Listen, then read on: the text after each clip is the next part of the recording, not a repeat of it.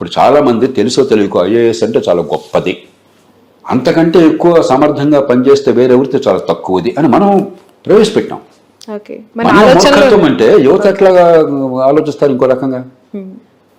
మీరంతా సోషల్ మీడియాలో IAS officer car ఎక్కుతుంటే సోషల్ మీడియా అంట, అది పెద్ద గొప్ప అంట, గ్లామరైజ్ చేయటం అంట. ఇలా మనం చేస్తూ ఉంటే ఈ పిల్లల మనసులు చికాకు పరుస్తుంటే, మనం బుర్రలన్నీ ఖరాబ్ చేస్తుంటే పిల్లలు తిడతారు ఎందుకు మీరు? సో ప్రయారిటీలోకి తీసుకోకూడదు ఆ జాబ్స్ అంటే. నేను చాలా పచ్చిగా చెప్తున్నాను. మళ్ళీ ఎక్కడో దూరంగా ఉన్న జిల్లా కలెక్టర్ కన్నా, నేను కలెక్టర్గా చేశాను కాబట్టి ఈ మాట నేను చెప్పచ్చు, అందులో చాలా సమర్థంగా చేశానన్న పేరుంది. స్వతంత్ర భారతంలో ఎన్నదగ్గ పేరున్న అధికారులు 3-4 పేర్లు చెప్తే నా పేరు చెప్తారు ఈ దేశంలో. నేను చెప్తున్నాను అన్నమాట. ఎక్కడో దూరంగా ఉన్న కలెక్టర్ కన్నా మీ బాత్రూంలో తూముల పుడికి చేసే ప్లంబర్ చాలా మిన్నా. కలెక్టర్ లేకపోతే మీ జీవితంలో నష్టం అని వచ్చింది. ఏ కుటుంబాన్ని ఆలోచించండి. మా కలెక్టర్ గారు వీళ్ళు లేరండి, లేకపోతే ఆయనకి పోస్టింగ్ వేయలేదండి, ఖాళీగా ఉందండి, నా బతుకు చంద్రవందన మనుషులు భారతదేశంలో ఉన్నాడా?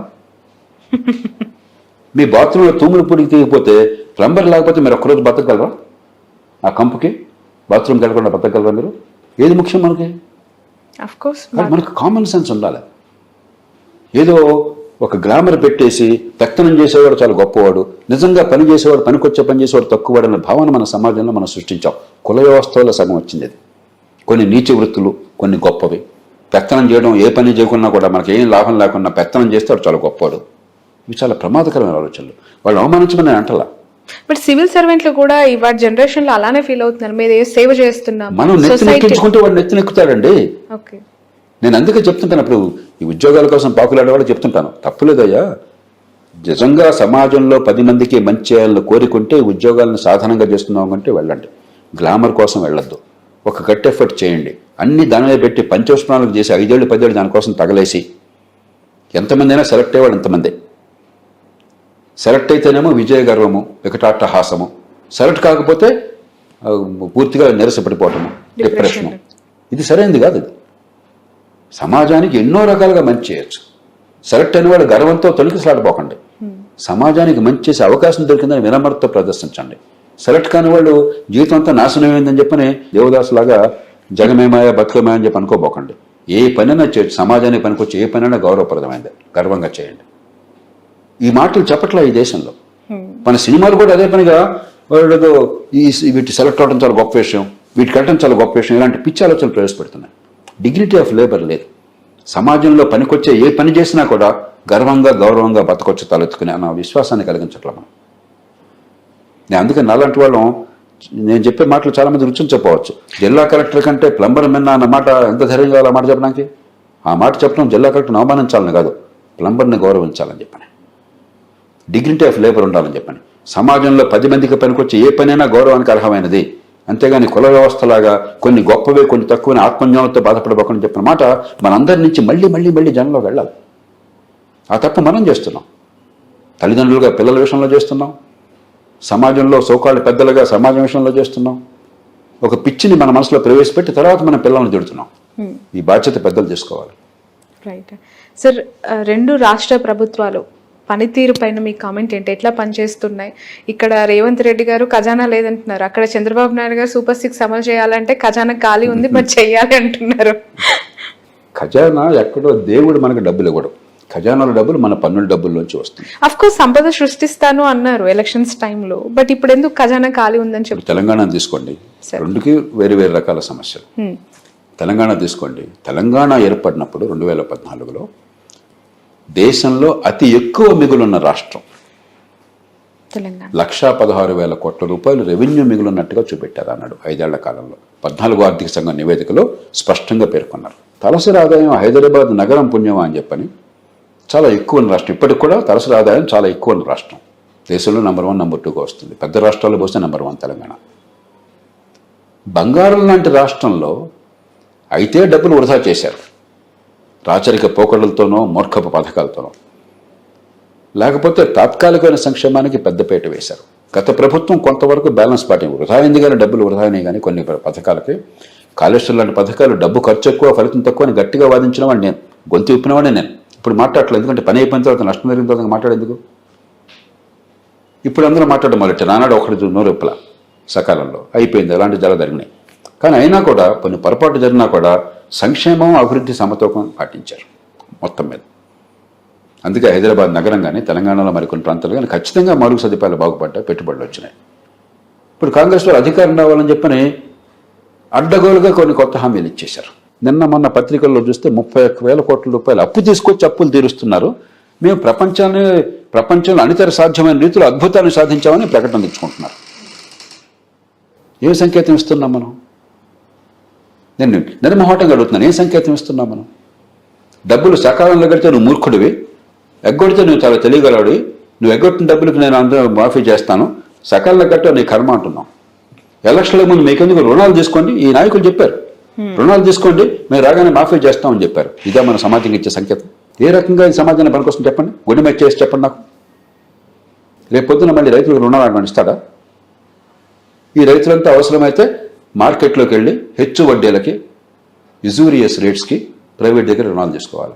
అవి కట్టకపోతే మళ్ళీ ఇంకొక ప్రాబ్లం. కాబట్టి మనం రైతుల పేరు చెప్పి రైతుల భవిష్యత్తు ధ్వంసం చేస్తున్నాం, సమాజాన్ని నాశనం చేస్తున్నాం, ఆర్థిక వ్యవస్థని పతనం చేస్తున్నాం. ఒక ఉదాహరణ ఇది. కాబట్టి ఈవేళ తెలంగాణలో తెచ్చిపెట్టుకున్న సమస్యలు స్వయంకృతాపరాధము. బంగారం లాంటిది మన చేతుల్లో ఉంటే దాన్ని ఉపయోగించుకోవటం కాకుండా మాకు అధికారం వస్తే రాష్ట్రం సర్వనాశనం పర్లేదని వ్యవహరిస్తున్నారు. ఇప్పటికైనా మేలుకోకపోయినట్టయితే పచ్చటి రాష్ట్రంలో మీరు చుచ్చుపెట్టిన వాళ్ళు అవుతారు. కానీ బయటపడడం తెలంగాణలో సాధ్యం. ఎందుకంటే హైదరాబాద్ బంగారు గుడ్డు పెట్టే బాతు. దీన్ని చంపకుండా ఉంటే కాపాడుకోవాలి. విపరీతమైన అవినీతి వల్ల కానీ, అసమర్థత వల్ల కానీ, మూర్ఖ విధానాల వల్ల కానీ దీన్ని చంపకుండా ఉంటే తెలంగాణను కాపాడుకోవచ్చు. కానీ ఊరికే దేవుడా దేవుడు అని చెప్పిన గాల్లో దీపం పెడితే కాపాడబడేది కాదు. ఆంధ్రప్రదేశ్ ప్రారంభంలోనే నష్టంతో పుట్టింది. ఎప్పుడైతే హైదరాబాద్ని కోల్పోయినటువంటి రాష్ట్రమైందో, హైదరాబాద్లో వచ్చిన మిగులు ఉమ్మడి రాష్ట్రంతో పంచుకునేది తెలంగాణకి మాత్రం వచ్చింది సహజంగానే. ఆంధ్రప్రదేశ్ లేకపోయేసరికి లోటు వచ్చింది. ఆ తర్వాత ఆంధ్రప్రదేశ్లో కూడా కొంతకాలం పాటు 14 నుంచి 19 దాకా సంక్షేమాన్ని అందించారు, అభివృద్ధిని కూడా గట్టిగా చేపట్టారు. పనులు లేకపోయినా కూడా పోలవరం ప్రాజెక్ట్ కావచ్చు, రాజధాని నిర్మాణం కావచ్చు, రాజధాని కంటే ముఖ్యంగా ఒక గ్రీన్ ఫీల్డ్ సిటీ నిర్మాణం కావచ్చు, కియా మోటార్స్ లాంటివి కావచ్చు, మౌలిక సదుపాయాల కల్పన కావచ్చు, చిత్తశుద్ధితో ప్రయత్నం జరిగింది. కొన్ని పొరపాట్లు రాజకీయంగా దొరికినా కూడా 2014 నుంచి 19 దాకా జరిగితే 2019 నుంచి అసలు అభివృద్ధి అంటే పాపము, సంక్షేమమే పరమార్థము, సంక్షేమమే పరిపాలన. అభివృద్ధిని అడిగితే వాడు పెత్తందారు, ఇది వర్గ పోరాటము, పేదలకు అభివృద్ధి ఎందుకు, పేదలకు రోడ్లు ఎందుకు, పేదలకు మౌలిక సదుపాయాలు ఎందుకు, మేము ఫ్రీగా ఇస్తున్నాం కదా, నెలలా బ్రహ్మాండంగా ఇస్తున్నాం కదా అన్న ఒక విచిత్రమైనటువంటి ప్రమాదకరమైన వాదన తీసుకొచ్చారు. చివరికి రాష్ట్రాన్ని అధ్వాన స్థితితో నెట్టారు. అసలే కష్టంలో ఉన్న రాష్ట్రాన్ని ఈవేళ అప్పులు ఊబులు కూరుకుపోయేట్టు చేశారు. కాబట్టి ఈవేళ మళ్ళీ ఒకసారి సంక్షేమానికి అభివృద్ధికి సమతూకాన్ని పాటిస్తూ, పొదుపరితనాన్ని పాటిస్తూ, ఇతరులను చూసి తెలంగాణను మరో రాష్ట్రాన్ని చూసి లేని డబ్బులు ఖర్చు పెట్టడం కాకుండా మౌలికమైన క్రమశిక్షణ పాటిస్తూ మౌలిక సదుపాయాలను బాగు చేసి పెట్టుబడులను ప్రోత్సహిస్తే అయినా 3-4 ఏళ్ళు కనీసం పడుతుంది, ఒక 5-6 ఏళ్ళు కూడా పట్టచ్చు ఒక గాడిన పడ్డానికి. రెండు రాష్ట్రాలు కూడా చూడడానికి ఒకే రకంగా కనిపించినా కూడా రెండుకి వేరువేరు కారణాలు ఉన్నాయి. దాన్ని బట్టి మన పరిష్కారం ఉంటుంది. ఖచ్చితంగా అభివృద్ధి అనేది పూర్తిగా గాలి కొదిలేయటం వల్లనే గత ప్రభుత్వం ఇలాంటి పరిస్థితిని ఎదుర్కొంది. ఆంధ్రప్రదేశ్లో అభివృద్ధి అంటే పాపం అన్నట్టుగా మాట్లాడారు. ఇది చాలా విచిత్రం. దేశంలో ఎప్పుడు జరగదు ఇట్లా. అభివృద్ధిని అడిగితే వాళ్ళంతా కూడా డబ్బున్న వాళ్ళు అడుగుతున్నారు, మీకెందుకు అభివృద్ధి? అది ధనికుల కోసం, డబ్బున్న వాళ్ళ కోసం అభివృద్ధి, పెత్తందారుల కోసం అభివృద్ధి. ఇది వర్గ పోరాటం, మేము మీ వర్గం కోసం ఉన్నాం. చాలా విచిత్రమైన ప్రమాదకరమైన భాషను వాడారు, ప్రమాదకరమైన ఆలోచనలు పెట్టుకున్నారు, ప్రమాదకరమైన చర్యలు చేపట్టారు. పేదలకి పెత్తందారులకి పోరు అని చెప్పి ఒక స్లోగన్ కూడా. ఇంతకంటే మూర్ఖమైన వాదన, మళ్ళీ స్పష్టంగా విస్పష్టంగా చెప్తున్నాను, ఇంతకంటే మూర్ఖమైన వాదన మరొకట్లేదు.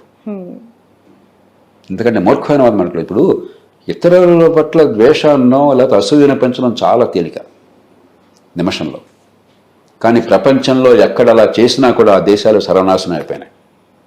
ఆనాటి సోవియట్ యూనియన్ చూడండి, ఈనాటి ఉత్తర కొరియా చూడండి, క్యూబా చూడండి, వెనిజువేలా చూడండి, మరో దేశాలు చూడండి. ఇవన్నీ కొత్త విధానాలు కాదు, గతంలో చేపట్టారు. ఉన్న సంపదను ఎట్లా పనికొచ్చేట్టుగా చేయాలి, ఉపాధి కల్పన కోసం ఎట్లా పెంచాలి, కొత్త ఉత్పత్తి కోసం ఎలా చేయాలి, కొత్త పెట్టుబడులకు మనుషులు ఎట్లా వెళ్ళాలి, దాని నుంచే అభివృద్ధి, దాని నుంచే ఉపాధి, దాని నుంచి పేదరికం పోవటం ఉంది. కానీ అప్పులు చేసి లేకపోతే నోట్లు గుద్దేసి డబ్బులు పంచితే పేదరికం పోతున్న ప్రపంచంలో ఒక్క దృష్టాంతాన్ని చూపెట్టండి నాకు. అదే నిజమైతే అప్పులు చేసి నోట్లు గుద్దేసి డబ్బులు పంచితే పేదరికం పోయేటే ప్రపంచంలో పేదరికం ఎందుకు ఉంటుందండి? 5 నిమిషాలు. ఇది 5వ తరగతి పిల్లలు చెప్పే మాటలేదు. ఆ స్థాయి ఆలోచన ఇది. పాపం పిల్లలకు తెలియక డబ్బులు అదే పనిగా ముద్రించేసి పనిచేస్తే బెదరగా పోతుంది అనుకుంటారు. పిల్లల విషయంలో అనుకోవటం ఆశ్చర్యపడ్డాం. నాయకుడు అనబడేవాడు, అధికారి అనబడేవాడు, ఇంగిత జ్ఞానం ఉందనుకున్నటువంటి గాడిద అప్పులు చేసి డబ్బులు పంపిణీ చేస్తే బేదరికం పోతుంది అనుకుంటే ఆ మాట ప్రజల ముందు ప్రచారం చేస్తే అంతకంటే మూర్ఖత్వం ఇంకేమైనా ఉందా? అంతకంటే అజ్ఞానం ఇంకేమైనా ఉందా? అంతకంటే మోసం ఇంకేమైనా ఉందా? బట్ సార్, ఆ సంక్షేమ పథకాల గురించి మాట్లాడుకుంటే ఇప్పుడు కూడా ఈ కూటమి ప్రభుత్వం సూపర్ 6 అనే పథకాలకు సంబంధించి ఇంత ఎర్లియర్ స్టేజ్లోనే చాలా ఇబ్బందులు పడే పరిస్థితికి వచ్చింది. ఖచ్చితంగా ఏమైందంటే రాజకీయంగా మీరు ఊబిలో కూరుకుపోయిన తర్వాత సంక్షేమం అనేది అందించకుండా ఓట్లు అసాధ్యమైన పరిస్థితి వచ్చిన తర్వాత సంక్షేమాన్ని కాదు అన్న. అందుకే సంక్షేమం వద్దని అంటలా. కానీ సంయమనాన్ని పాటించండి, పొదుపరితనాన్ని పాటించండి, ప్రజలకు వాస్తవాలు నచ్చ చెప్పండి. కనీసం అప్పు చేసి పప్పు కూడా తినకుండా ఉండండి. మీకు వచ్చేటువంటి పన్నుల డబ్బుల్లోంచి మీరు జీతభత్యాలకి, వడ్డీలకి, సంక్షేమానికి ఎంతైనా ఖర్చు పెట్టండి, మీ ఇష్టం. కానీ అప్పు చేసి ఆ డబ్బు దీన్ని ఖర్చు పెట్టి వచ్చే తల మీద భారం మోపితే అభివృద్ధి, ఆదాయం పెరగట్లేదు, ఖర్చు పెరుగుతోంది, వడ్డీలు పెరుగుతున్నాయి, అప్పులు పెరుగుతున్నాయి, కాలక్రమేణా ఊబిలో కూరుకుపోతాం. కాబట్టి ఆ సమతూకం కావాలి. అంచేత ఒక పక్కేమో ఈ సమతూకాన్ని పాటించాలి, అప్పు చేసి పప్పుకూడు కాకుండా. రెండో పక్కన మిగతా వనరులతో, అప్పు తీసుకొచ్చిన వనరులనే కనీసం మిగతా వనరులతో వేగంగా నిజమైన మౌలిక సదుపాయాలు, పెట్టుబడులు ప్రోత్సహించడం, నైపుణ్యాన్ని, ఇందాక నైపుణ్యం గురించి మాట్లాడారు, నైపుణ్యాన్ని పెంచడం, సంపాదించే శక్తిని ఇవ్వటం, ఉపాధి కలిగించడము, శాశ్వతంగా నిజంగా పేదరికాన్ని తొలగించడం, ఈ రెంటిని సమపాళ్ళలో చేయాలి.